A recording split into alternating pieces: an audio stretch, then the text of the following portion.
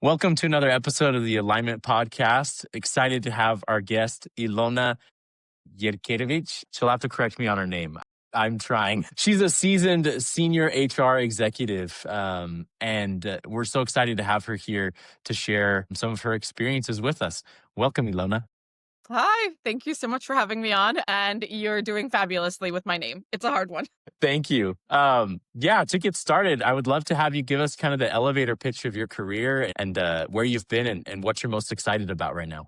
Yeah, thank you. Well, I'm an HR professional and I call myself that really proudly. I love this profession with all its quirks. I've been in the profession for about 16, 17 years and really kind of moved up steadily through different levels of seniority. First 10 years at Thomson Reuters, incredible foundational experience. Moved up from intern to vice president, which I was always super proud of.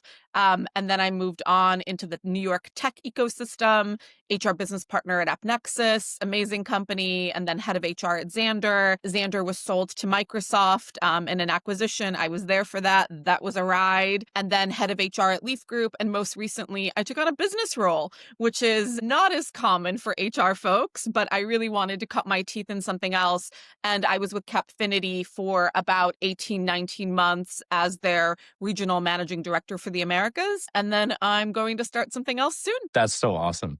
So over the last 17 years, how has HR, right, air quotes for nobody watching the video, changed and evolved, both in the industry and your perspective? Yeah.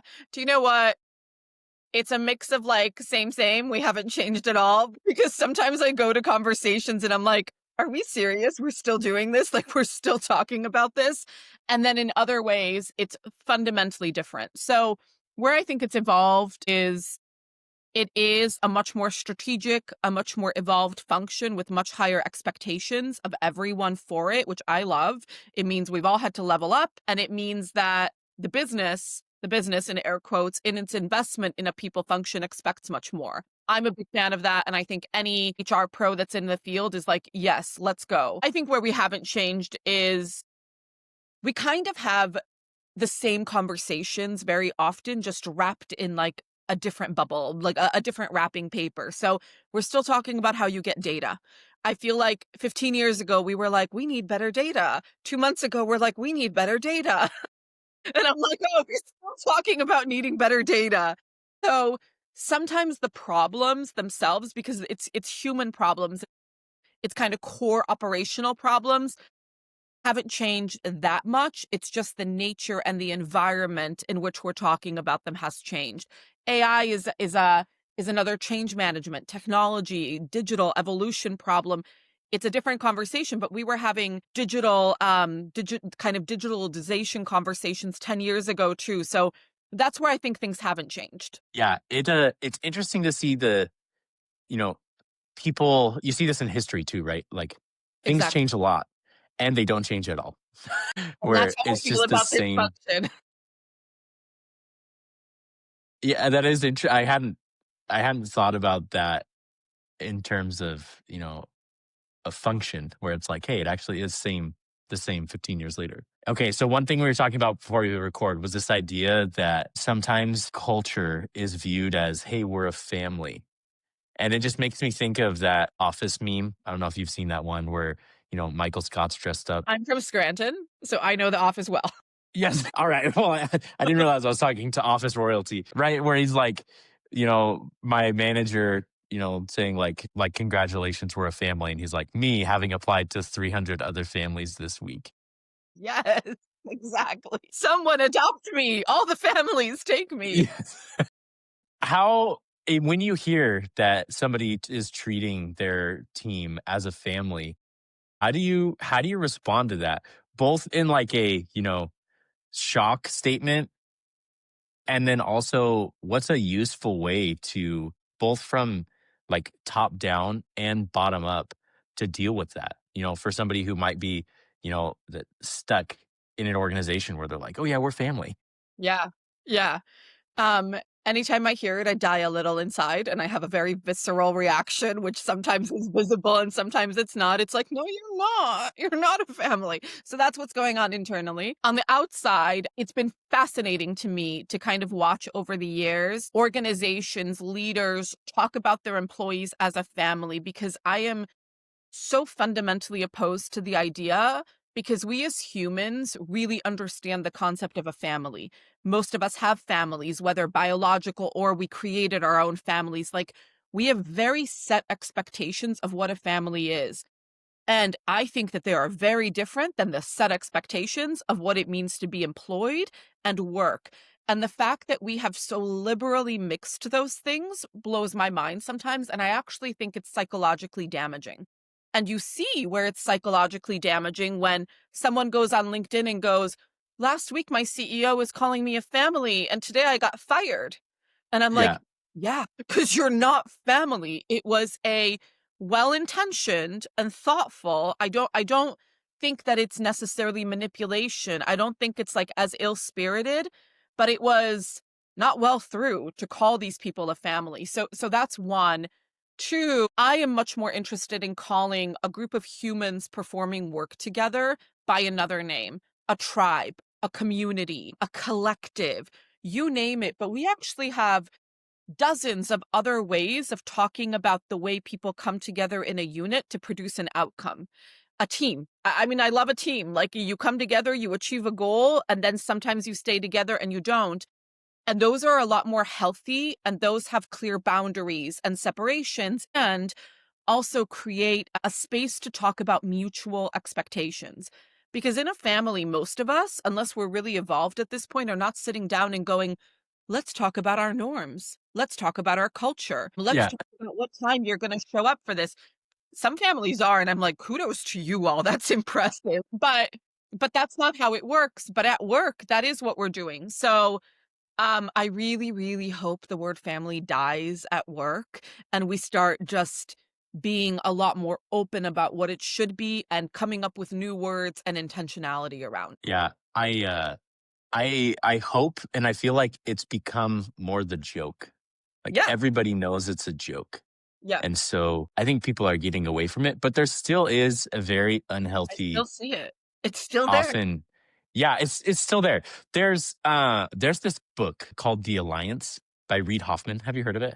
I've heard of it. I haven't read it. So I read it, I don't know, probably 5 or 6 years ago. And it's my favorite on framing modern work.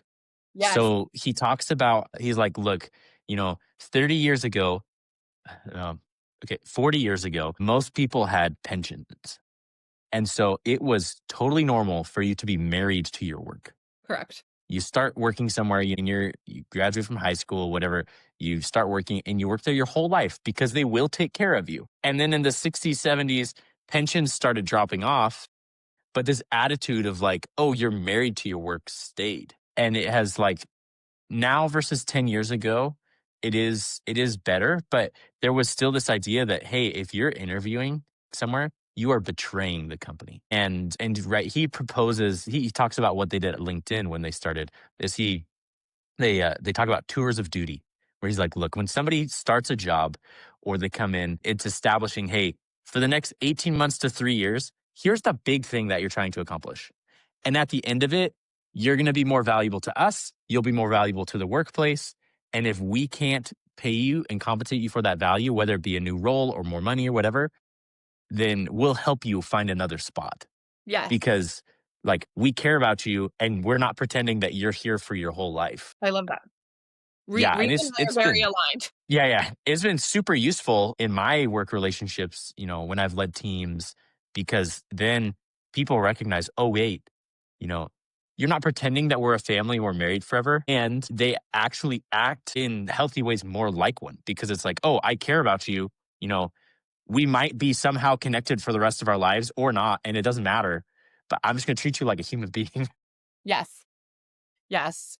And I think I so agree with that. And I think it is a far more psychologically safe and mature view of what it means to work. And I think I mentioned this before we started. One of the things that I am really, really passionate about is a very healthy, mutual, psychological contract between employer and employee. And to me, that is actually the root basis of culture.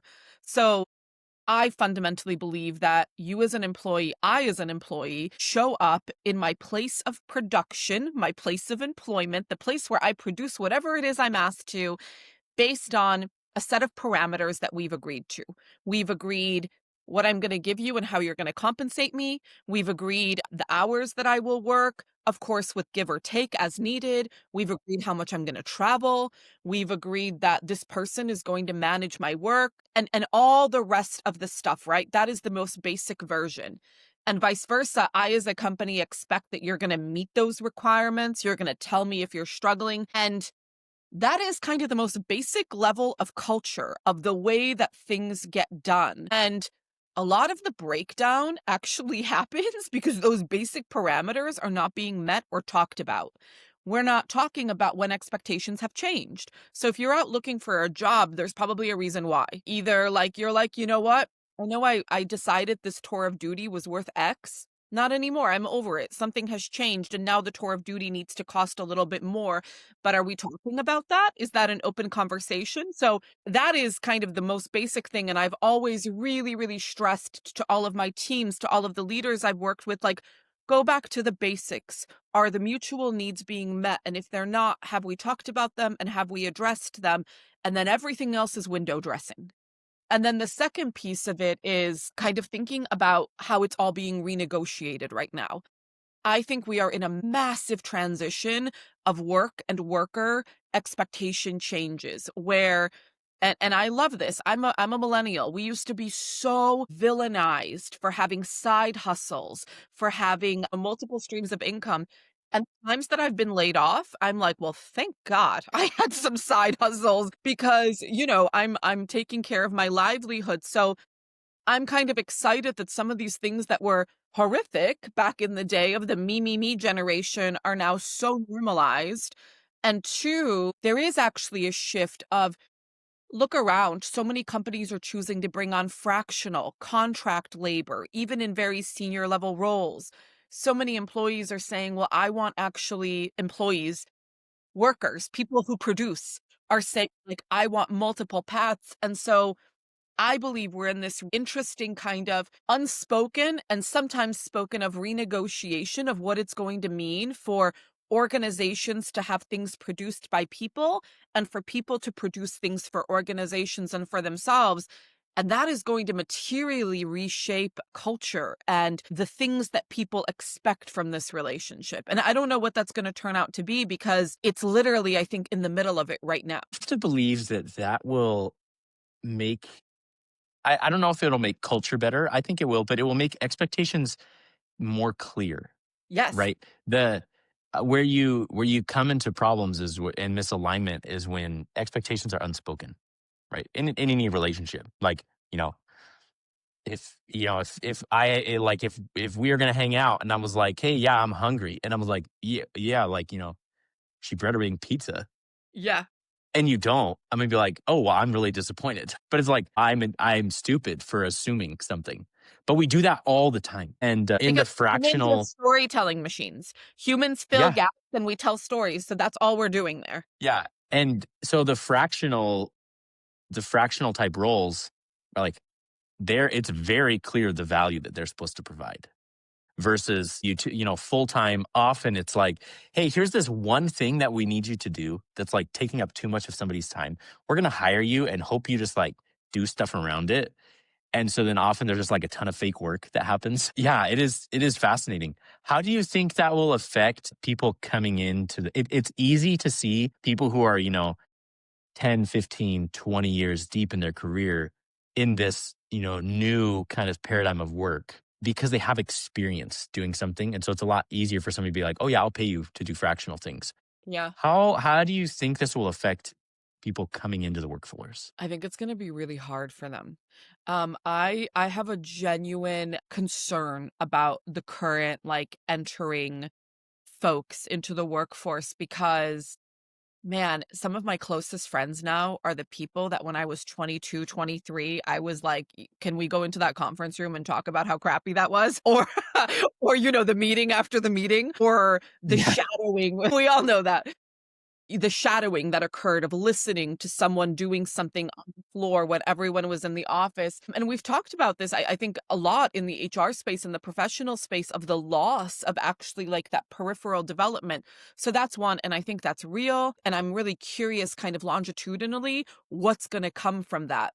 On the second part of it, I think community is going to be more necessary than ever, like the intentionality of, so if you choose to be someone coming straight out of university or not coming out of university, choosing to immediately go in and decide that you're going to be purely doing consulting, I still think it's important to be with a group of people who look and feel and produce something like you so you can share, so you can commune. And I hear about it all different ways. I was at a co-working space last week where a young woman was talking about, well, I just got a seat one day a week because I was so lonely and I wanted to talk to people like me, even though I have no interest in working for, so and so. And so these new spaces and these new communities for people who opt out, I think are going to be more critical. And then the knowledge transfer and learning and the watching, I don't quite know how that's actually going to happen. It's a really interesting question, but it's how I learned a ton. And it's how I was molded I mean, my first 10 years at Thomson Reuters, I was so fortunate to work with just incredible business professionals, and I, to this day, give them credit and go, "I watched that person do that, I copied it, and then good or bad, and then, I learned." And where are you getting that if you choose to immediately be a consultant where sorry, the other thing is with the consulting, there's a level of almost expertise that's expected, and where are you getting that expertise if you're not actually learning it over time somewhere? I think it's a really tricky transition. So I love the idea of probably what's going to pop up is like groupings, collectives that do training, that provide those mutually beneficial, like, come join us, maybe do your 1099 work with us, but we're going to train you and show you and give you access to things that you would have gotten in a traditional environment so that you can have both options. Yeah, that's super interesting. Okay, last question for you. So I know you are starting a new role soon, but let let's pretend you're you're not ready to share it, and that's great. Let's pretend you're starting as head of HR at a company, Yeah. recognizing these things that we just talked about. What would you do intentionally to try to create a culture of collaboration and mentorship and community? Yeah, it's a great question. And and the reason I'm pausing is I'm thinking, would I do something differently now than what I've believed in the past? Based on where the world is today, I think one, none of those things can happen without people feeling like you actually care about them and have their best interest at heart. And I know that sounds hokey, but it doesn't need to be. So, why is someone going to collaborate? Why is someone going to have empathy, show up, ideate, be vulnerable if they don't feel like this place values me, this place respects me, this place cares in whatever the care spectrum is? Some people need, a lot of personal questions and they need you to ask them about their family. Some people just need to go, "You okay, man? Yeah? Okay, cool. I'm here when you need it." So you need a basic level of being seen and being valued as a human. That's what I would say. And I would really think about what it means in today's society and today's complexity to make sure people are seen and valued and heard. And I would probably over index on the idea of like seeing someone because we as humans, I really believe, just want to kind of be noticed and we want someone to value the fact that we are allowed to take up space and add value in that space. That is not where I thought this answer would go. That's really interesting. You made me think.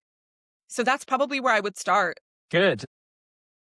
because I do think that there is all of the research around the pandemics of loneliness, the disconnectedness, the trauma that people are experiencing, the world and everything that's going on. So I would start there. How are helping people feel seen, and then they will come and do all those things for you because they will want to value you back. No, that's awesome. I think especially in a world where lots of people are remote and everybody's kind of gotten used to this like, oh, you're kind of just on your own, that helping people feel like, hey, you actually care Yeah. in a healthy way of I care about you because we're part of a community together, not because we're pretending to be a family is, really, really powerful. Well, thank you so much, Ilona. This has been awesome. I'm excited for all the work you're doing and that you will do, and really appreciate your time coming on today. Thank you, Jacob. I appreciate it. This was a lot of fun.